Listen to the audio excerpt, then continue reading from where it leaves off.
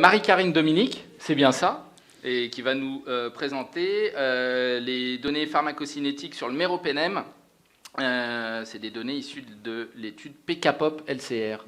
Merci beaucoup, c'est à toi. Bonjour à tous, moi je suis Marie-Carine Dominique, du coup je suis interne au CHU de Poitiers. Je vais présenter une étude du coup sur la pharmacocinétique et la pharmacodynamique du méropenem chez des patients de neuroréanimation. On s'est intéressé en neuroréanimation sur les infections neuroméningées nosocomiales, des infections plutôt rares avec une incidence qui est à 3%, mais qui peuvent augmenter chez nos patients de neuroréa, surtout en cas de pose de dispositifs invasifs de monitorage ou alors de drainage, avec une morbimortalité qui est assez sévère. On s'est intéressé aux bacilles gram négatifs qui ne sont pas les germes les plus fréquemment retrouvés, mais avec une incidence qui augmente sur les dernières années. On a vu une incidence qui a été multipliée par 3 entre le début des années 2010 et la fin des années 2010 dans une étude qui a été publiée en 2021.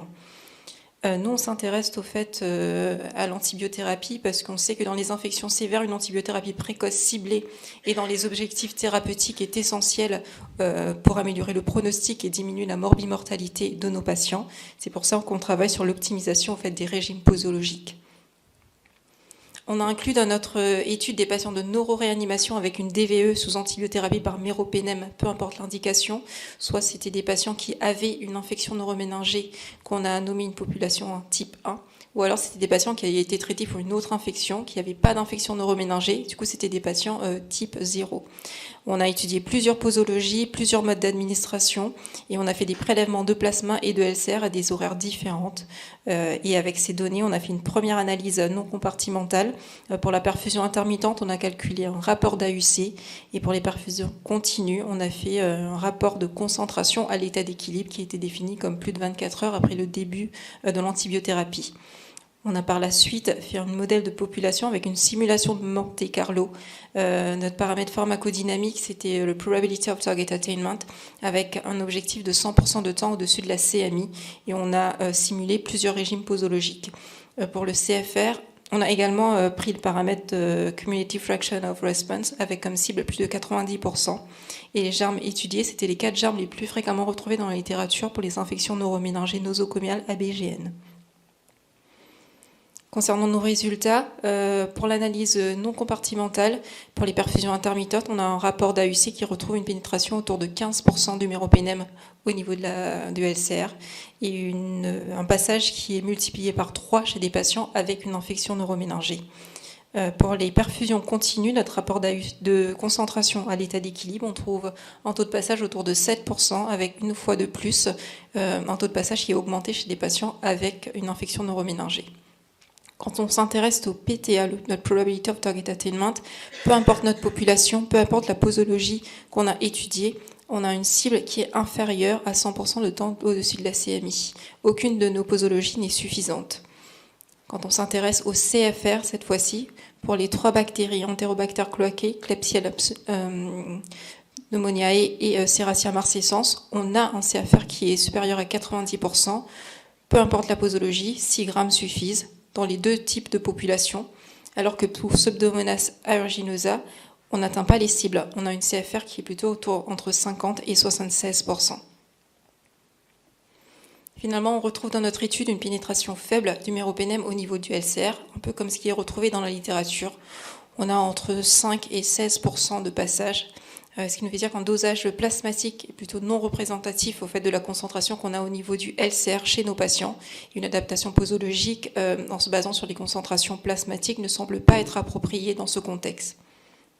On a finalement, en cas d'infection méningée, une pénétration qui est plus importante, ce qui a été un petit peu attendu avec l'inflammation au niveau du méninge et l'ouverture des jonctions GAP.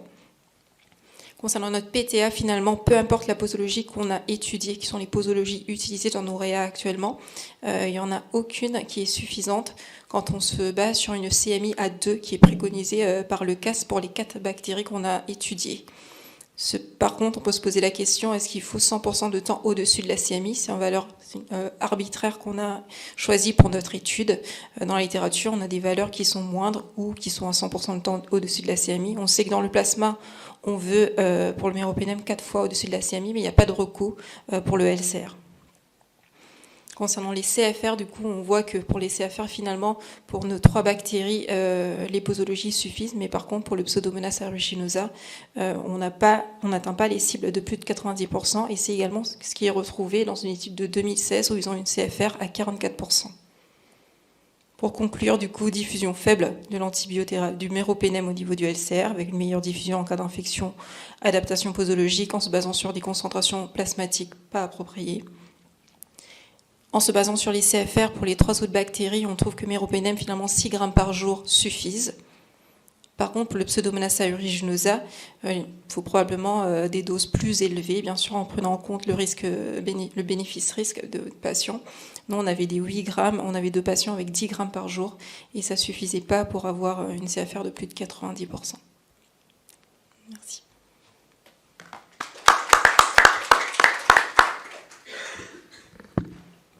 Est-ce qu'il y a des questions dans l'assistance? Oui.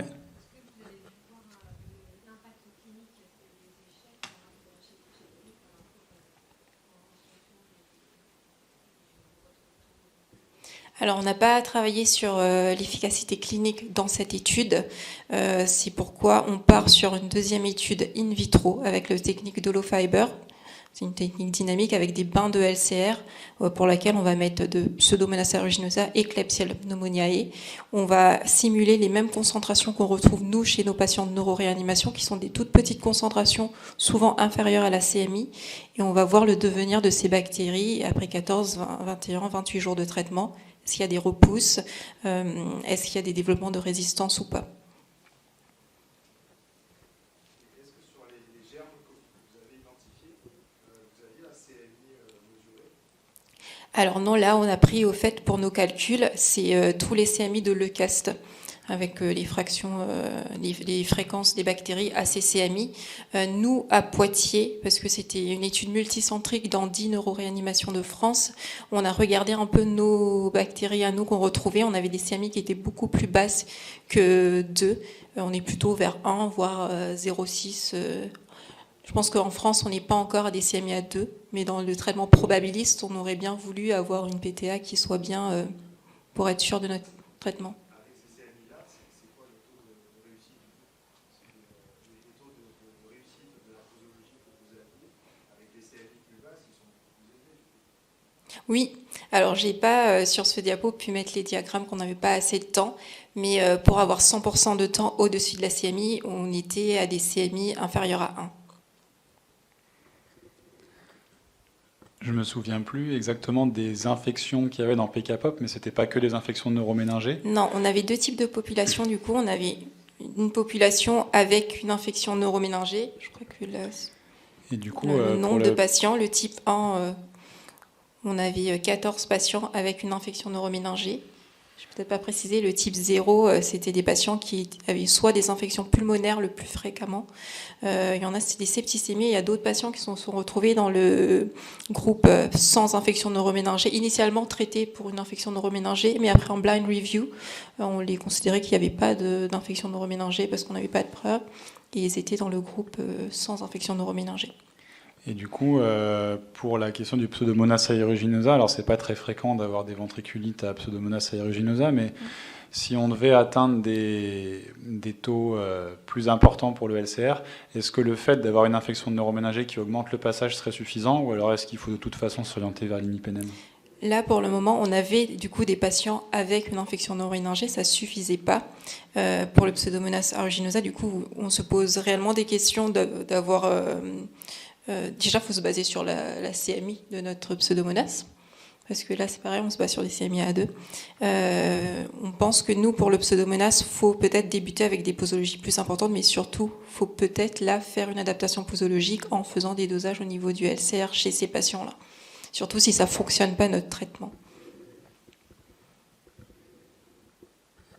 Et sur les modalités d'administration du méropenem, c'était assez Alors, c'était hétérogène. Est-ce qu'il y avait un effet différent? Alors sur notre protocole, nous, de PKPOP, on ne donnait pas de consignes pour le mode d'administration ni pour la posologie. C'était dans différentes réas, ils mettaient leur posologie, ils adaptaient leur posologie et nous on faisait que les recueils des horaires et ce qu'ils ont fait. Nous on a simulé pas mal de... C'est pareil, c'est dommage, j'ai pas les graphes. On a simulé pas mal de posologie. On avait fait des 2 grammes x 3 par jour avec des durées d'administration différentes d'une demi-heure à 6 heures. 2 grammes x 4 par jour avec des durées pareil d'une demi-heure à 4 heures. Ou alors en perfusion continue avec ou sans bolus de 2 grammes avant de mettre en perfusion continue. Pour les PTA, ça a strictement rien changé au niveau des CMI. Oui, de la CMI A2.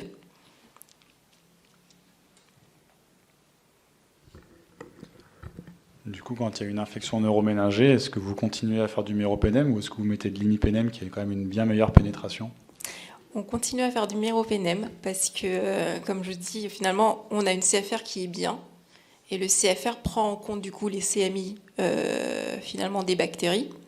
Le PTA, on se base sur une CMI A2 et nous, en France et à Poitiers, je parle pour Poitiers, on n'a pas finalement souvent, voire on n'en a pas eu du tout sur notre étude, nous, des CMI A2.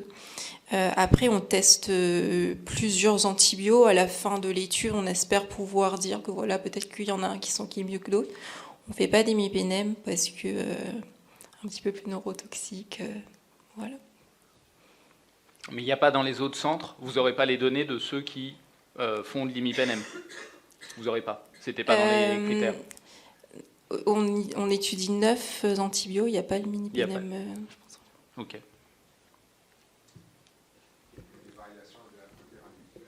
Qui sont très importantes, oui. On a une variation interindividuelle qui est très importante, ce qui nous fait dire aussi que finalement, faire des adaptations posologiques, on ne peut pas trop s'y fier. On a des patients qui ont presque le double de la pénétration. On n'a pas forcément d'explication pour cette variable. C'est pas les modalités de drainage de cercle Ça peut. Oui, c'est une des limites de notre modèle finalement quand on a cherché les covariables, c'était le drainage de notre DVE qui pouvait influencer nos résultats. Et il y avait des antibiothérapies intratécales à certains moments pour les infections neuroméningées ou... Pas sur cette étude, non. Ouais. C'était que de l'IV. Et vous, la place de l'antibiothérapie intratécale sur... Est-ce que vous en faites de temps en temps, jamais? Alors, sur la ventriculite ou... Moi, je ne suis pas forcément en neuroréanimation de Poitiers, mais non, je pense que ce n'est pas très fréquent chez nous. D'accord. Parce que dans les infections difficiles à traiter, ça peut avoir sa place, parce que là, pour le coup, on administre directement. Très bien. Pas d'autres questions? Merci beaucoup.